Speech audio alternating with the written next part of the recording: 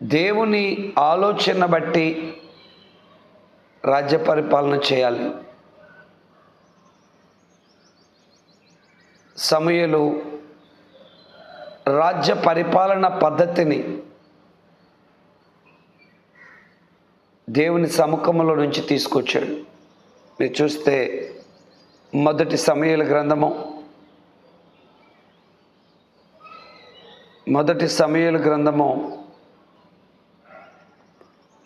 11వ అధ్యాయం 14వ వచనం. మనము గిల్గాలునకు వెళ్ళి రాజ్య పరిపాలన పద్ధతి